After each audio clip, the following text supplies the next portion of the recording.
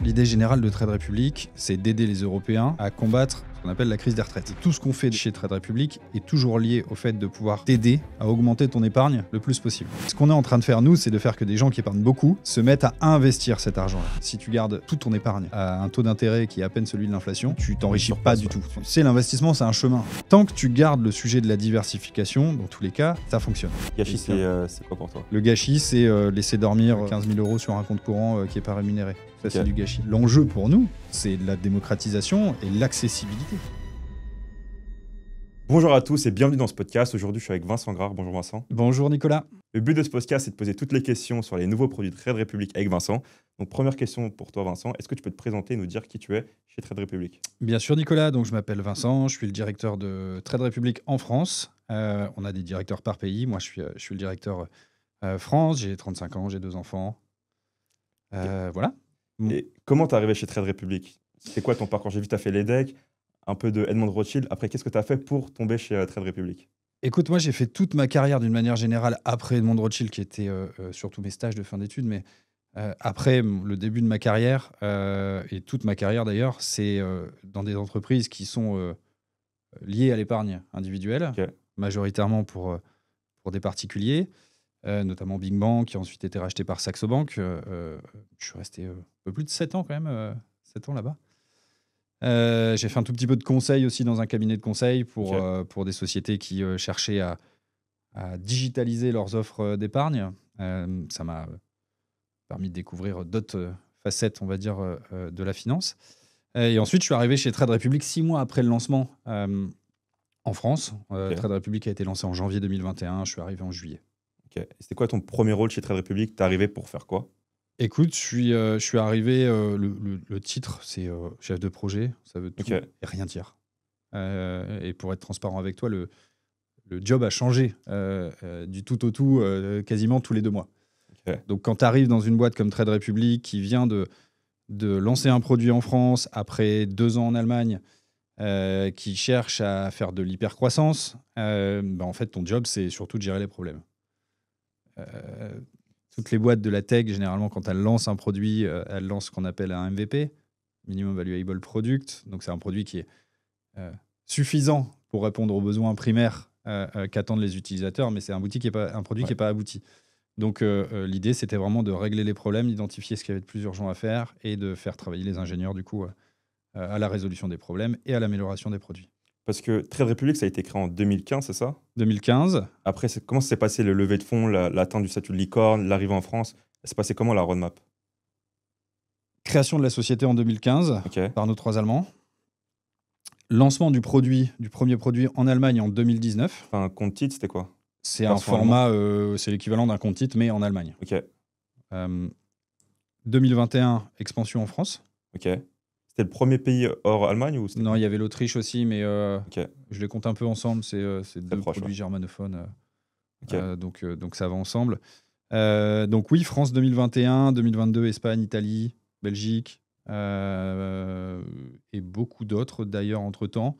Parce qu'ensuite, on a lancé d'un coup le reste des pays de l'espace économique européen. Et là, récemment, on a lancé la Pologne, qui est notre premier pays qui est non zone euro. Ok, ça marche. Et sur la roadmap France jusqu'à aujourd'hui, donc vous êtes arrivé en 2021 avec seulement un compte titre au début. Après, ça a été quoi la roadmap, l'arrivée des produits? En fait, c'est... De toute façon, l'idée générale de Trade Republic, c'est d'aider les Européens à combattre ce qu'on appelle la crise des retraites.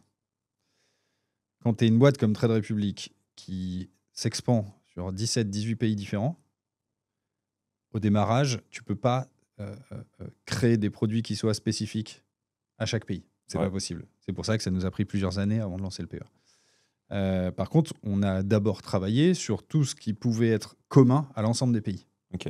Par exemple, le fait de pouvoir proposer des plans d'épargne. Par exemple, le fait de pouvoir proposer l'investissement fractionné. Par exemple, lancer une gamme d'ETF très large. Ça, c'est des sujets qui sont communs à tous les pays. Donc, ce qui fait qu'avec... il y a un effet d'échelle plus simple. Exactement, avec en base 100 d'efforts, tu peux toucher l'ensemble des pays avec ça, plutôt que d'avoir un effort de 100 qui va uniquement fonctionner pour la France. Donc au démarrage de Trade Republic, en effet, on s'est concentré sur tout ce qui pouvait bénéficier au plus de monde possible. Donc, écoute, le cheminement, il est un peu intéressant parce que au démarrage, on était une plateforme d'épargne, donc avec une licence de réception et transmission d'ordre, donc Ok. ce que tu peux appeler en France un courtier, ce que tu appelles en anglais un broker. Ok. Alors que maintenant, c'est plus du tout ça. Maintenant, on se considère plus comme une entreprise de technologie Ok. avec une licence bancaire de plein exercice. Ok. Donc, on est ce qu'on appelle en France un établissement de crédit. Ok. C'est la licence qui te permet de tout faire en finance. Donc, en fait, c'est très très large si tu veux. On est passé du compte titre au PEA, mais en même temps à de la carte bancaire, à le seul compte courant à ma connaissance d'Europe qui est rémunéré au taux de la BCE sans condition, sans plafond. Donc voilà, c'est au-delà du côté investissement, il y a aussi le volet épargne, il y a aussi le volet bancaire. Mais toute l'idée et tout ce qu'on fait depuis 2019-2021 en France chez Trade Republic est toujours lié au fait de pouvoir t'aider à augmenter ton épargne le plus possible. Ok. Tout est lié, tu vois. La carte bancaire, elle t'aide aussi à augmenter ton épargne. Préparer le futur avec différents instruments qui peuvent soit l'investissement, soit la carte ou d'autres choses. Exactement. Et suite à, on va dire, cette définition que tu nous as fait de Trade Republic, en quoi vous différenciez d'un broker en ligne ou d'une banque en ligne? Parce que vous êtes un peu un mix de tout ça. Comment vous différenciez de ces acteurs? En fait, on sera le couteau suisse qui va te permettre de faire grossir ton épargne. Ok. C'est vraiment le point important et je pense qui nous différencie de l'ensemble des autres acteurs, c'est l'interconnexion entre tous nos produits. Ok. Le fait que le cashback que tu reçois sur la carte bancaire, en fait, c'est pas du cashback, c'est du sageback. Donc, on te rend pas du cash, mais on te rend de l'épargne. Ça vient alimenter tes plans d'épargne. Ok. Les intérêts sur ton compte courant, tu remarqueras qu'ils sont versés la veille de l'exécution des plans d'épargne. Donc, en fait, les intérêts qu'on te donne sur ton argent servent à financer aussi l'accroissement de ton épargne qui est investie. Ok. Donc tout est vraiment interconnecté avec cet objectif-là de faire grossir ton épargne. Et pour moi, c'est assez unique dans le paysage. Donc c'est ce qui nous différencie, je pense, oui. Ok. Et concernant, en France, vous êtes un gros acteur, il y a beaucoup de clients. Je sais pas, il y a combien de centaines de milliers, voire millions de clients en France? On a passé le million en janvier. Ok. Donc il y a plus d'1 million de clients Oui. français Trade Republic. Où est détenu le cash de ces personnes sur Trade Republic, sur une banque dépositaire? Je pose cette question parce qu'on a eu en 2022-2023 le cas de FTX où on avait l'argent qui était censé être détenu par FTX qui était sur la holding Alameda Research. Même si les États-Unis, c'est un pays assez régulé, il y a quand même eu des cas comme ça. Oui. Mais pour pousser un peu l'exemple à l'extrême, qu'est-ce que vous faites, vous, avec Trade Republic, pour les clients? En fait, on a une spécificité, c'est qu'on est une des très rares banques en Europe où l'argent des clients, donc les liquidités, ne sont pas dans notre bilan. Ok. Donc on utilise le bilan d'autres banques. Ok. Qui sont déjà très bien établis. En France, on bosse notamment avec Crédit Agricole, il y a Deutsche Bank également, il y a HSBC, il y a Citibank, voilà, il y en a plusieurs. Et l'argent de nos clients est déposé sur ces comptes bancaires-là. Ok. Et ça, donc c'est tu bénéficies de la garantie de chacune de ces banques, en fait. Ok. Tu sais, les fameuses 100 000 euros qui sont garantis. Bon, voilà, les comptes, l'argent de nos clients est déposé dans ces banques-là. Ok, très clair. Et donc ça, c'est un peu la même politique, que ce soit pour le cas français et cas allemand. Vous fonctionnez pareil? Complètement. Oui. Ok. Maintenant, sur un point de vue plus communication, vous êtes arrivé en France avec Mathias qui a fait beaucoup de podcasts, beaucoup de plateaux télé, avec un peu le mantra pédagogie, DCA, ETF, etc. Ouais.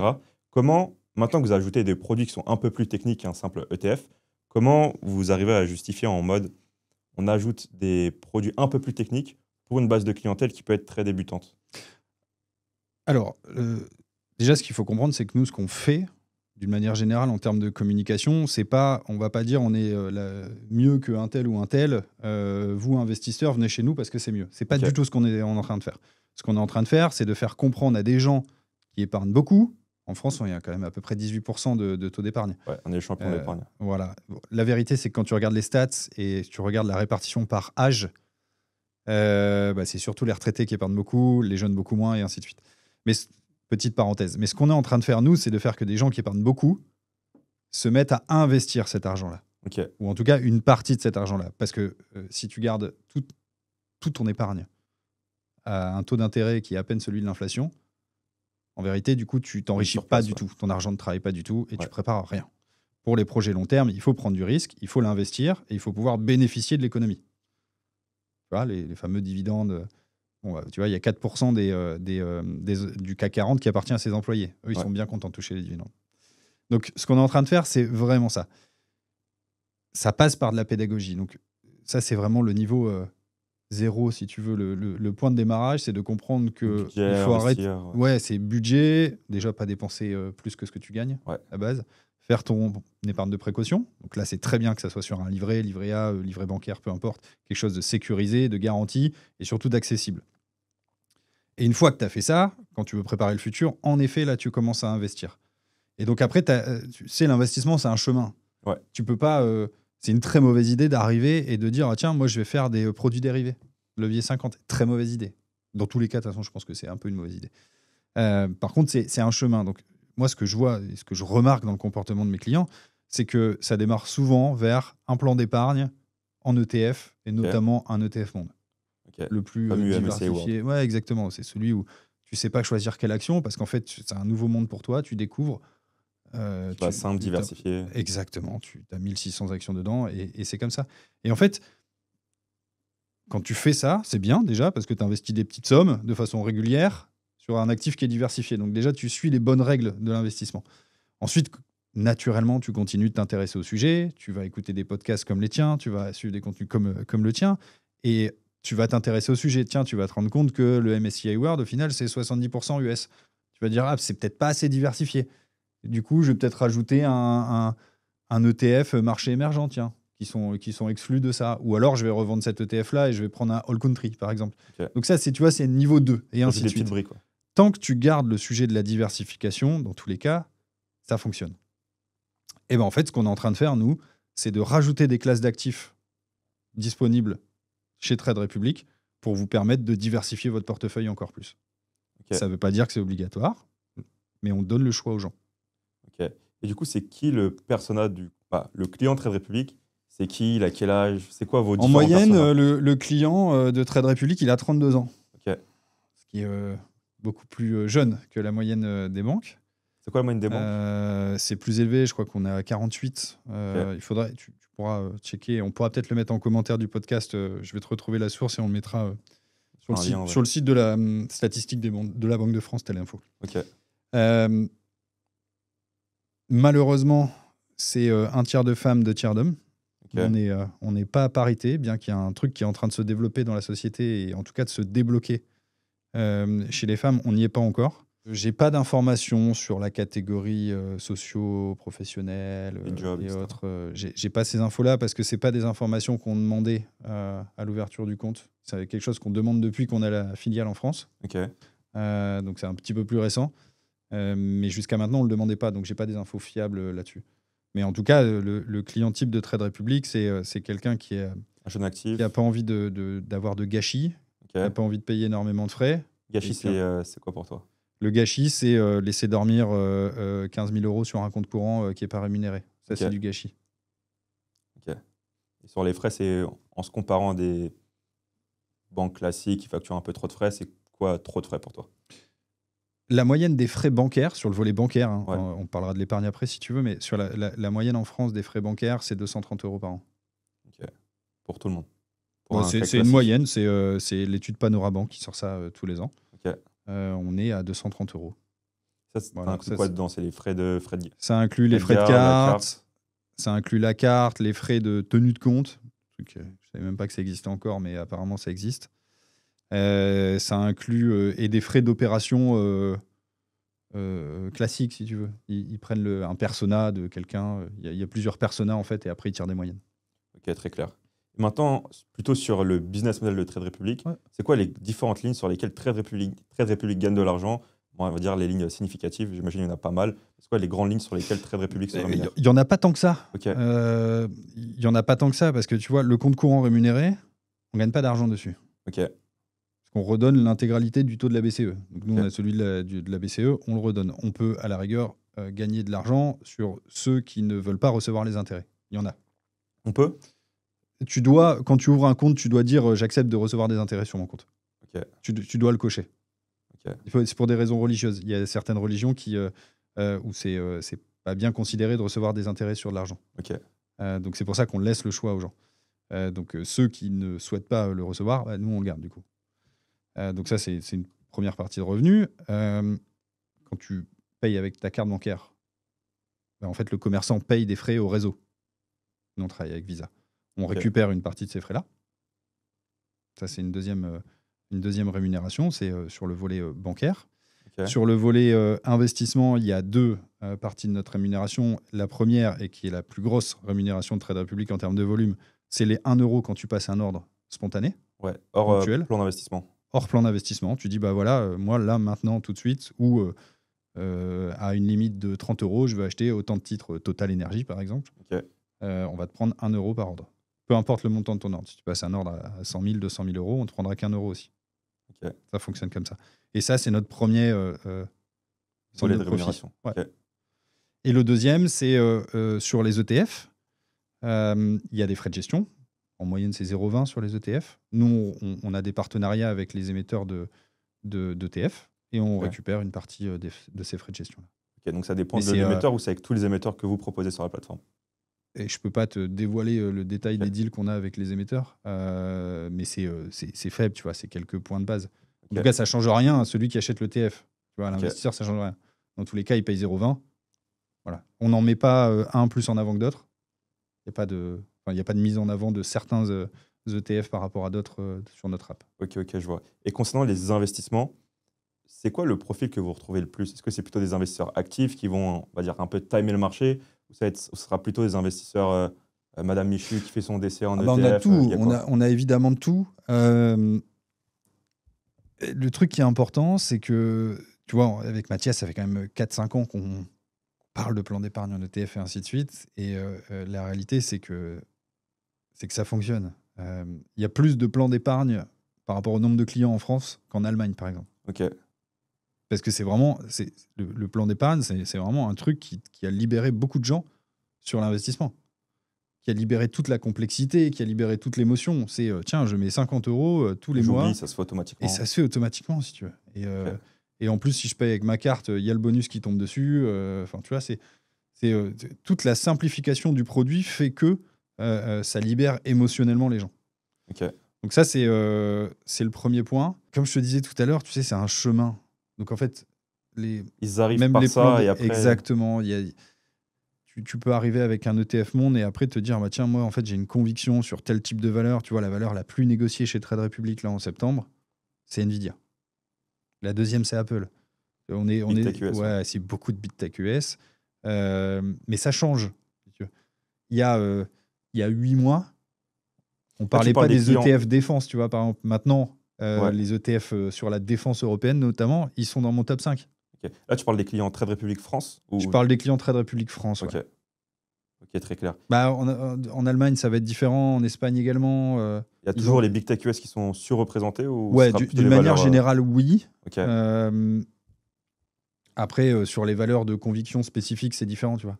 En France, les gens aiment bien LVMH, les gens aiment bien Air Liquide, complètement. Les clients allemands n'achètent pas de Air Liquide, pas énormément. Ok. Et concernant, imaginons que moi, je veuille acheter un titre Nvidia, j'ai des euros, 100 $. Comment ça se passe au niveau des frais de change?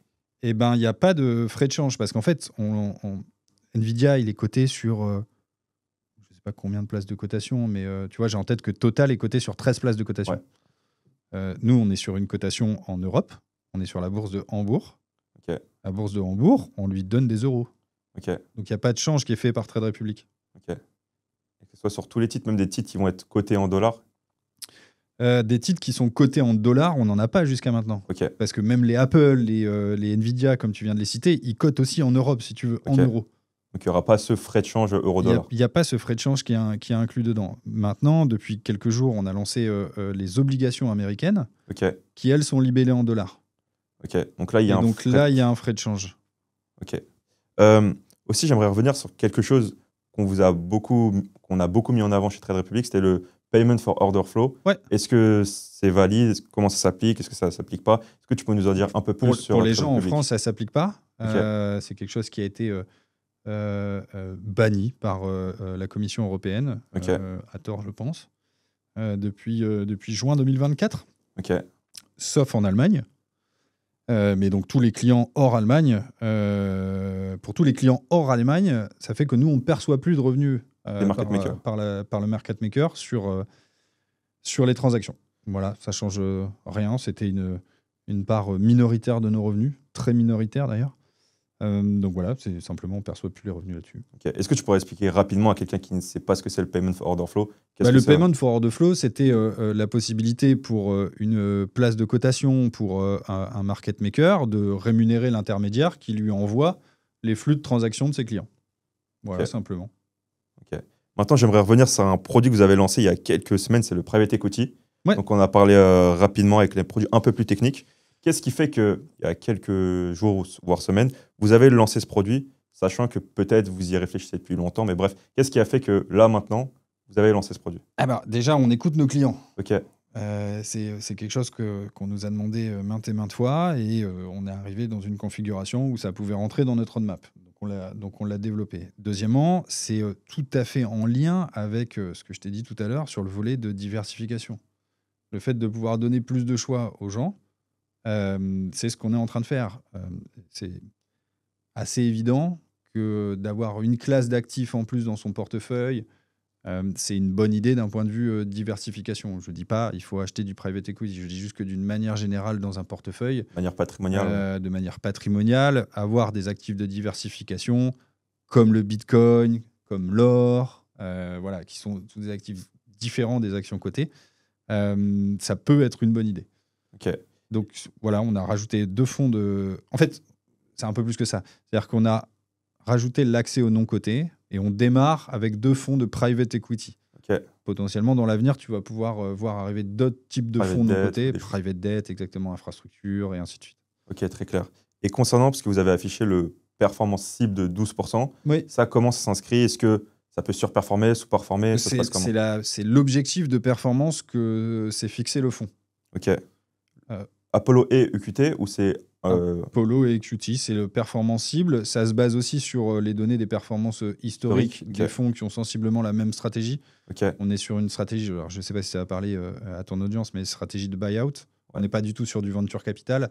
On est vraiment sur beaucoup plus grosses, quoi. Des boîtes beaucoup plus grosses qui ont déjà un business model bien établi, éprouvé et qui sont d'ailleurs potentiellement déjà rentables.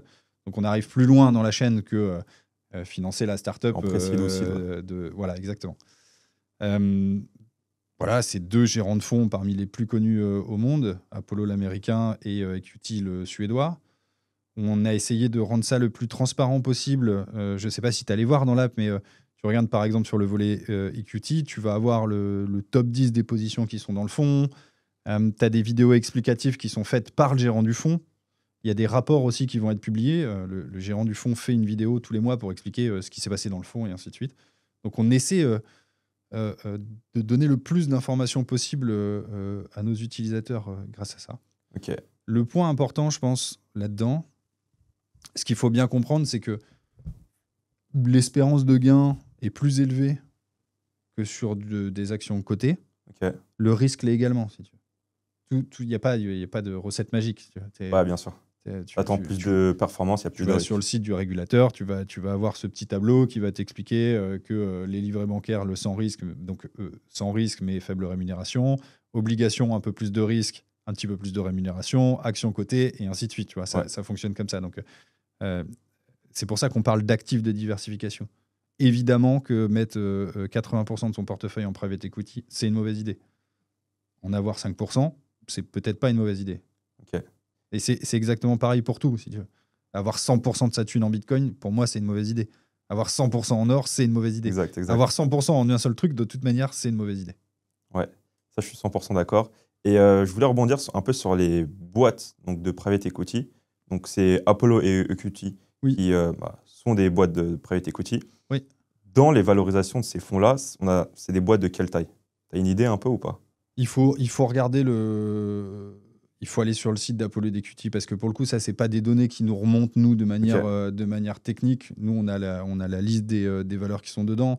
Moi, j'ai pas suivi plus que ça les stratégies des fonds. Du coup, c'est les gérants de fonds qui vont vous l'expliquer à l'intérieur de l'application. On a mis en place des systèmes aussi de... C'est la première fois qu'on fait ça d'ailleurs. Je sais pas si tu as vu, mais il y a des sortes de stories, un peu comme dans Instagram, où on explique les gens comment ça fonctionne les frais, comment ça fonctionne le private equity, et ainsi de suite. Donc, On est transparent là-dessus, on essaie de l'être en tout cas au maximum, et je serais très heureux d'avoir des retours de ceux qui ont pu tester ce produit-là. Mais il faut bien comprendre que c'est pas aussi liquide que les actions cotées. C'est-à-dire que tu peux pas acheter aujourd'hui, revendre demain. Ça fonctionne pas comme ça. Là, c'est la valorisation est mise à jour tous les trimestres.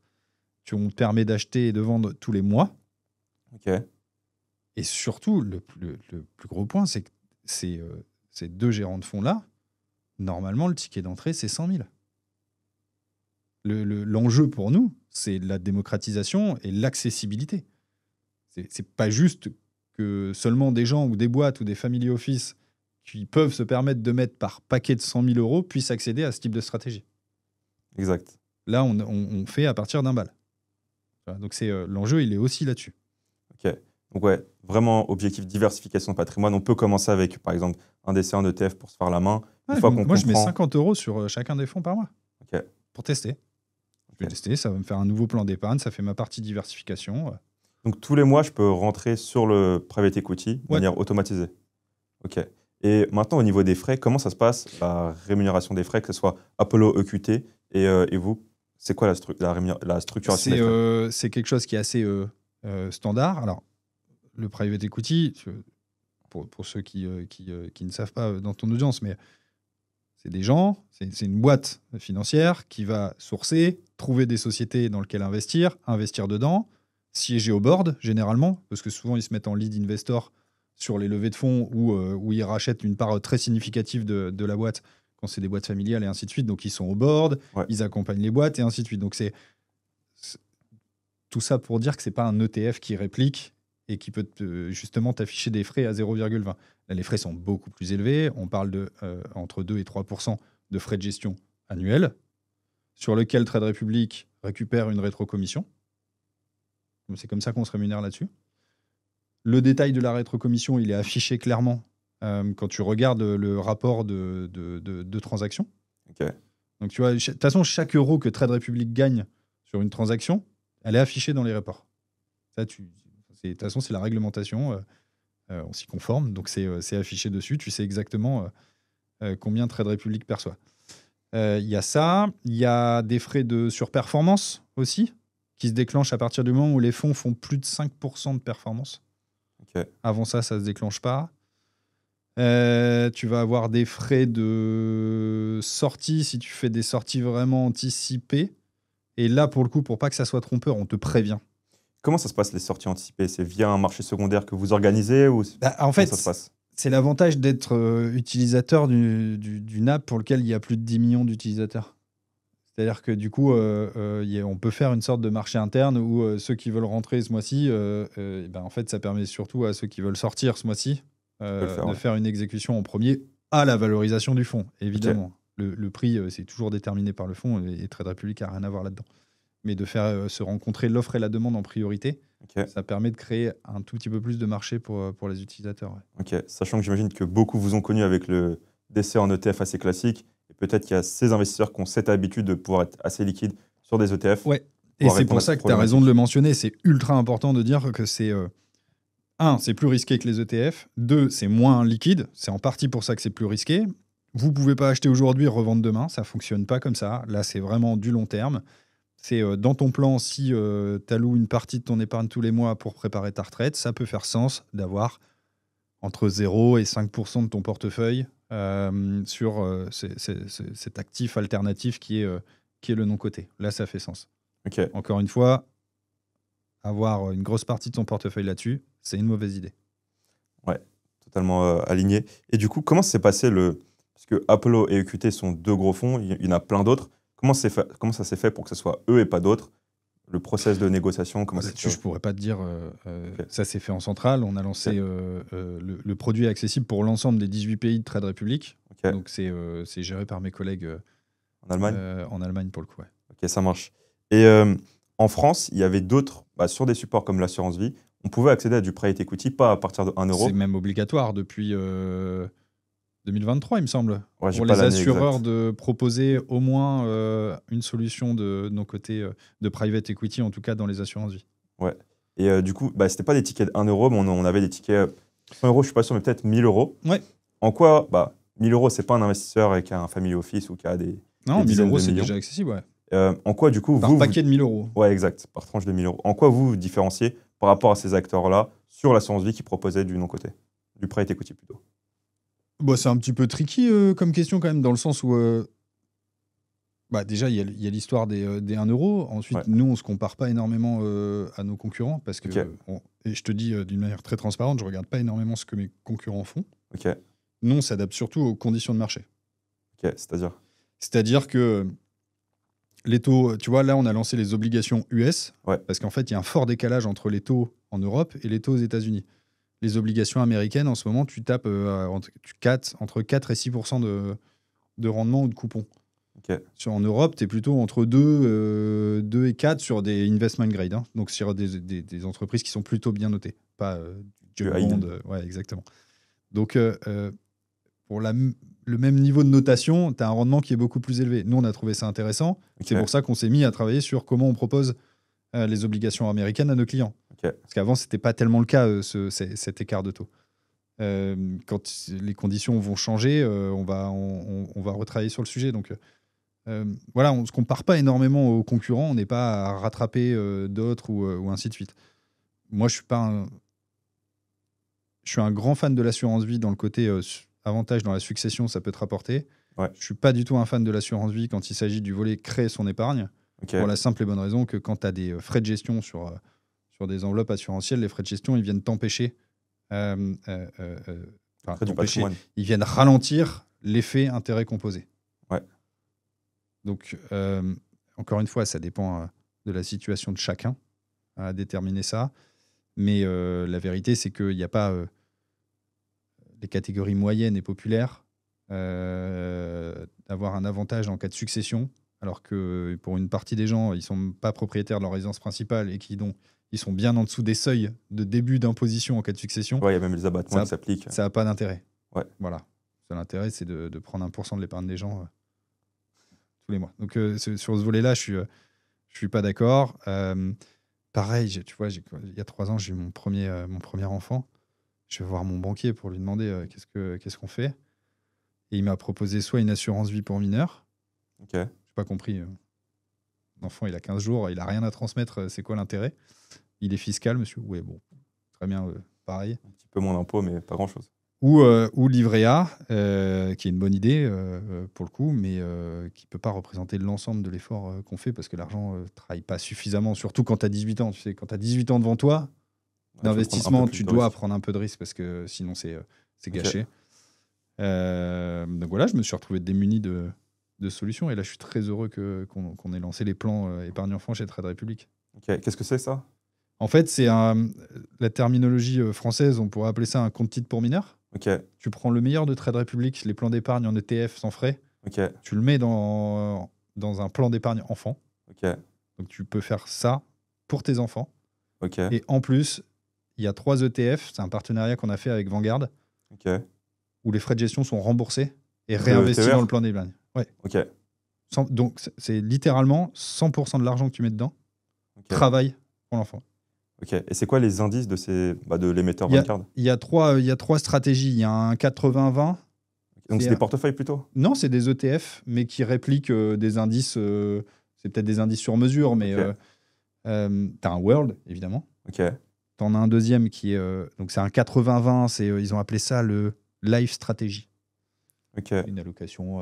Voilà. Le portefeuille change au bout de certains temps non, c'est 80% actions, 20% obligue. Ok.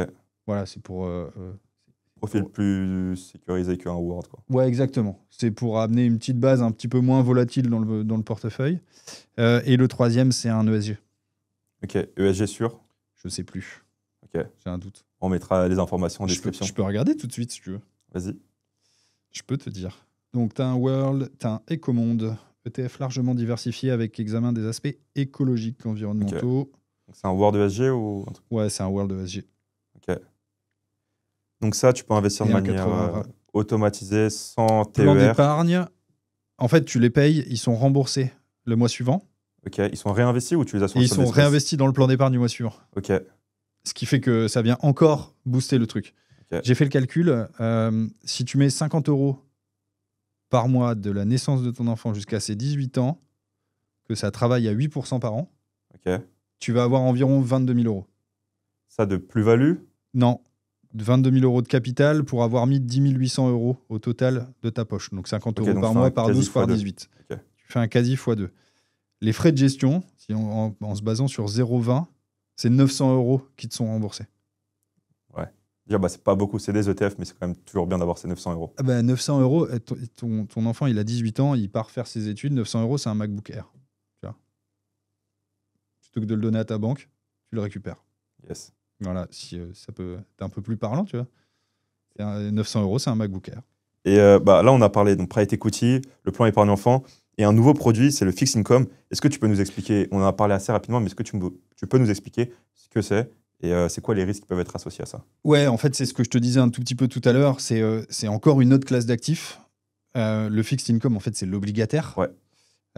Et on a essayé, bien évidemment, comme d'habitude, de rendre ça plus simple à la sauce Trade Republic. Donc, il y a deux parties dans ce lancement. Le premier, c'est les obligations à partir d'1 euro. Donc, tu as des obligations Un ETF européennes. obligataire ou une Non, obligation? les obligations en direct. Okay. Donc une obligation fractionnée. Tu peux prendre une obligation à LVMH où le ticket il est à 10 000 euros par ordre et tu peux en acheter pour 1 balle. Okay.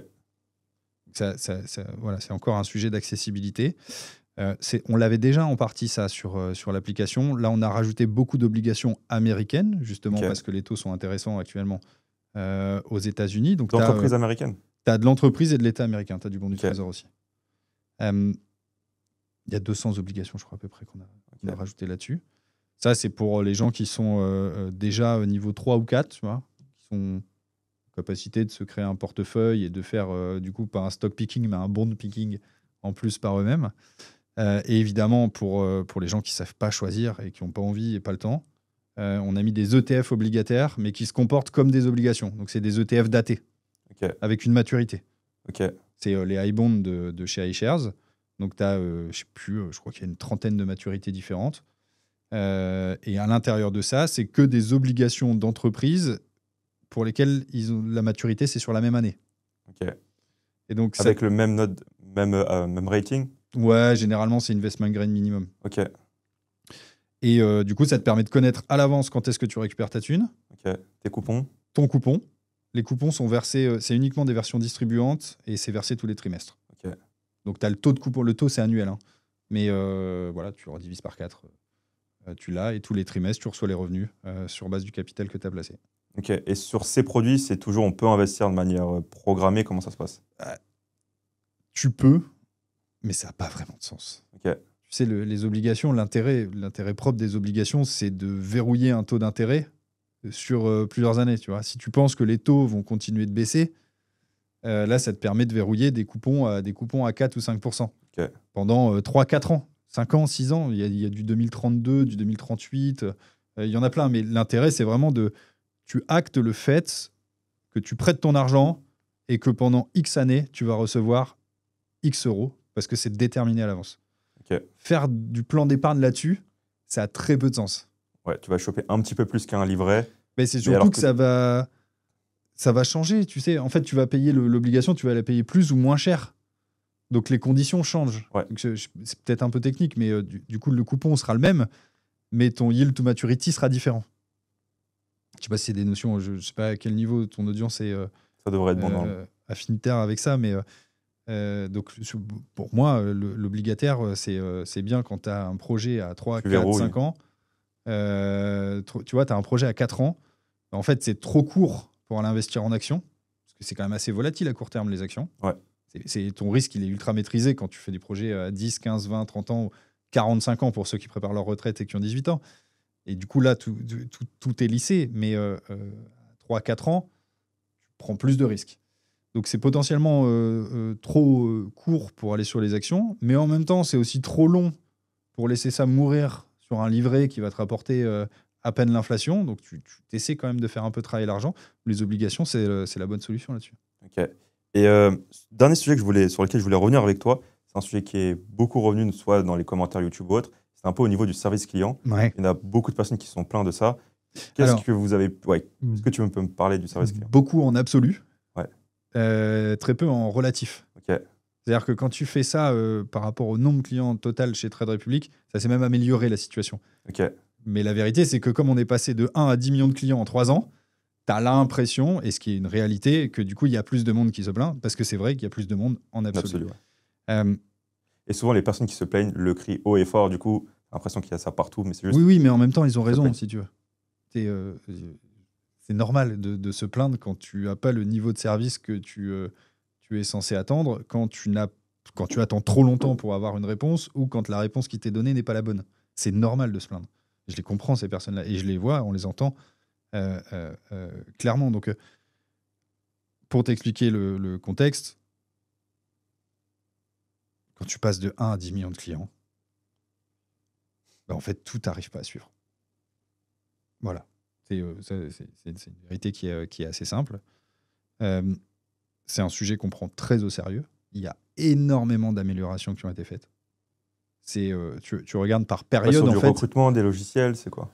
C'est tout. C'est à la fois augmenter le nombre de personnes qui répondent aux clients pour que ça réponde plus vite, mais à la fois régler le problème à la source.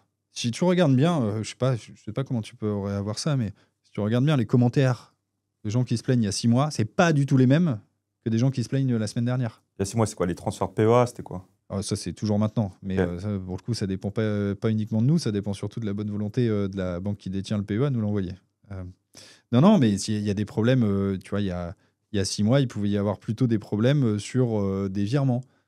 Là, dernièrement, il y a des gens qui ont eu leur carte bancaire bloquée parce qu'il y avait des tentatives de fraude sur leur carte, tu vois. Donc, nous, on a bloqué par défaut. Pareil, les gens peuvent se plaindre par rapport à ça. Ce que je comprends totalement, mais nous, l'important, c'est aussi de régler le problème à la source. Parce qu'en fait, si tu règles le problème, les gens ont plus besoin de te contacter. Et en parallèle de ça, tu te rends aussi plus accessible en ouvrant les possibilités pour les gens. Donc, c'est un sujet qu'on prend tout à fait au sérieux. C'est un sujet sur lequel on travaille. Et j'ai bon espoir qu'il y ait des très, très bonnes nouvelles qui arrivent dans les prochains mois à ce sujet-là. Ok. Donc là, on arrive un peu à la fin de ce podcast. Ça serait quoi pour toi, un peu les 3 learnings pour un investisseur, pas forcément débutant, mais un investisseur qui souhaite se constituer sa pyramide patrimoniale? Ce serait quoi pour toi les 3 learnings à retenir?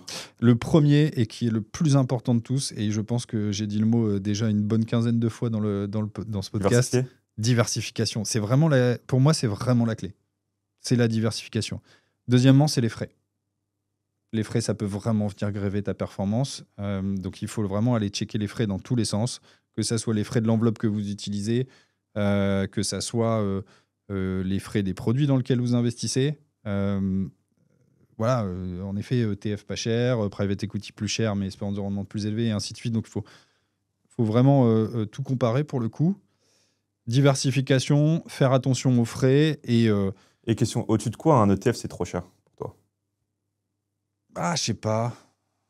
Des fois, il y a des ETF thématiques qui peuvent être intéressants. Il y a des ETF thématiques. On commence à voir aussi des ETF gestion active. Ouais. Ça dépend. Tu sais, dans l'absolu, payer des frais, c'est pas important à partir du moment où ta perf est bonne. Ouais. Tu vois, tu as des fonds de gestion active avec 2% de frais pour lesquels ça sort du 10% annuel sur les 15 dernières années, tu vois. Ça, c'est pas un problème. Là où j'ai un problème, moi, c'est que quand tu as 90% des fonds qui font moins bien que leur indice de référence. Qui mettent 1 à 2% de frais. Exactement. C'est là où j'ai un problème. Donc, dans l'absolu, avoir un ETF qui a 0,60 points de base de frais, mais tu me diras, si tu fais de la gestion passive, ça fait un peu cher quand même. Après, des fois, c'est des indices très spécifiques sur lesquels tu veux t'exposer. Ouais, c'est ça. Quoi. Donc, ok. Mais oui, ça vient, dans tous les cas, ce qu'il faut comprendre, c'est que ça vient gréver ta perf. Donc, deuxième point, les frais. Troisième point, ça serait moi, je suis un grand fan de la régularité. Moi, je suis très DCA stratégie pour le long terme. Okay. Pour la partie que je dédie à préparer ma retraite, je suis très DCA stratégie. Ok. Sur quel indice ou je fais des trucs basiques. Hein. Je fais un ETF monde, j'ai un ETF marché émergent en plus, et j'en ai un ou deux sur des thématiques que j'aime bien. Ok. Voilà, mais ça, pour le coup, c'est des trucs que j'ai mis en place il y a maintenant plus de 3 ans, tu vois, et que je regarde pas. Parce qu'avant, tu étais plus stock picking ou... Avant, j'étais assez stock picking. J'ai eu des périodes, tu sais, des périodes de ta vie où tu continue d'apprendre, tu vois. Donc, j'ai un peu tout testé. Pour les gens qui veulent tester des choses, de toute façon, le meilleur conseil que je peux leur donner, c'est de le faire avec du vrai argent et pas avec des comptes démo, mais avec des petits montants. Parce que si c'est pas ton argent, déjà, tu ressens pas l'émotion pareil. Tu vas faire le débile et tu vas rien apprendre. Par contre, si tu te dis, tiens, je vais aller... ceux qui veulent apprendre les produits dérivés, mettez 5 € sur un produit dérivé et allez voir comment ça se comporte. Mais voilà, tu restes... La leçon que tu vas apprendre, elle vaut ces 5 €-là. Ouais. Voilà. Ça, c'est mon 3e conseil. Ok, génial. Bah, merci beaucoup, Vincent. Et merci, où est-ce qu'on Nicolas. peut te retrouver sur tes réseaux? Tu as Insta, c'est quoi ton Insta? Ou tes autres réseaux? C'est toujours mon prénom plus mon nom. Ouais, je suis sur Insta et je suis pas mal actif sur Twitter aussi. Ok, LinkedIn aussi ou... LinkedIn, mais un peu moins. LinkedIn, c'est sur la news corporate. Ok, ça marche. Bah, écoute, merci beaucoup, Vincent. Merci à toi.